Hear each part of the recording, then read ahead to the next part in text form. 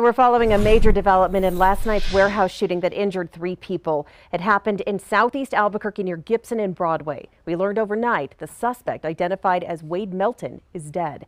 We have team coverage with every angle of this developing story. Let's start with going to Action 7 News reporter Brittany Hope. She's live in Placitas where the suspect's body was found overnight. Brittany. Yes, Todd, police say that they found that suspect dead outside of his pickup truck here in Placitas. Now take a look behind me. You can see that police are blocking this road that leads to where that truck is located. They'd say that that truck is up in the hills behind that law enforcement vehicle. Now this is the suspected gunman, 30-year-old Wade Anthony Melton. He was an employee at the warehouse where those shots were fired. Now early this morning, a detective with the Albuquerque Police Department confirmed to me the shooter was dead near his pickup truck here in Placitas. Police say they are still investigating how he died. Now here is the likely pickup truck in question outside the suspect's home, taken from Google Streets. You can see it's a black Mazda. Now this morning, police say this is still an investigation. As for a motive, that's still unclear. Live in Placitas, Brittany Hope, KOAT, Action 7 News. Thank you, Brittany. UNM Hospital is treating the 3 shooting victims. At last check, all 3 were in critical condition. We're pushing to find out more about who these victims are. Here's a rundown of how the night unfolded. At about 6:15, Albuquerque police were called to reports of an active shooter with multiple injuries. 7:45, UNM Hospital told us they had 3 victims from the scene. All were listed in critical condition. Now, just after 8:30, APD gave us an update saying the suspect was 30-year-old Wade Melton. We're told he currently worked at the plant.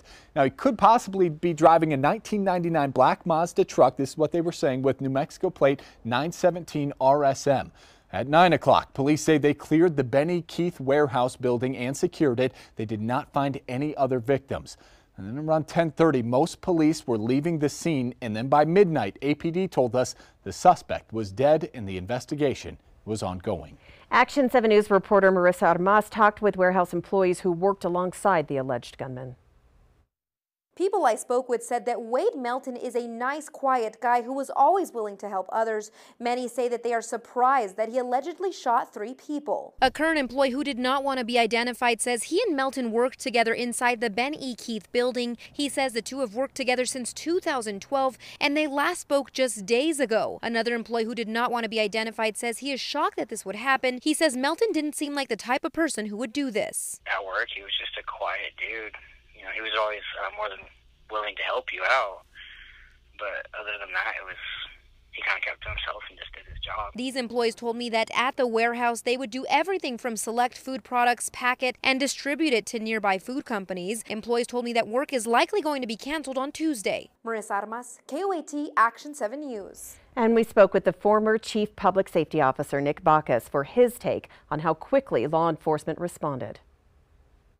I think they obviously did an excellent job to, within a matter of hours, have an identity, have an individual, and apparently have a location of the individual. So I think it went very well in light of a very tragic situation that could have been a lot worse.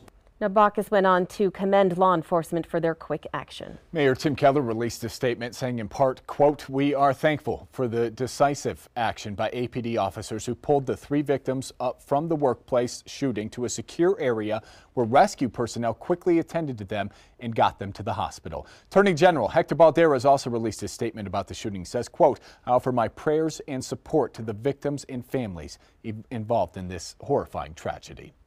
Now, the warehouse where the shooting happened is owned by Benny Keith. The company has been a small staple in Albuquerque for nearly 30 years, employing more than 100 New Mexicans, and it has plans to nearly double its workforce. The Texas company, which is the 8th largest food distributor in the U.S., started its Albuquerque operation in 1991. Spent several years operating out of a warehouse in Manal before it moved into its current 50,000 square foot home on Broadway in 1997. Over the past 30 years, the company has slowly grown its Albuquerque operations, mainly distributes food to local restaurants throughout New Mexico. Just last month, Bernalillo County Commissioners approved an $80 million bond for a new $25 million regional headquarters at I-40 in Unser. The expansion would allow the company to grow its New Mexico workforce from 111 employees to 204 over a 5-year span. Benny Keith plans to open the facility within 2 years under the terms approved by the commission.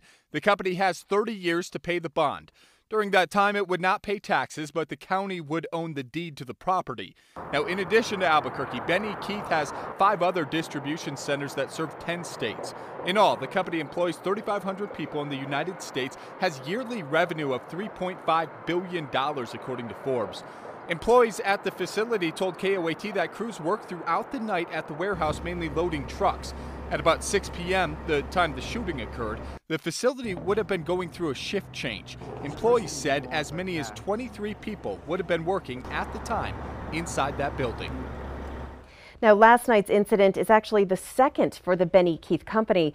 Just last August in Texas, a woman entered a Missouri City Benny Keith warehouse with a semi-automatic gun, shooting a co-worker and a manager. The woman was killed during a standoff with police. The manager ended up dying. A lawsuit filed last month by the manager's family claims Benny Keith failed to provide adequate security. The facilities in Albuquerque and Missouri City are 2 of the company's 6 distribution centers.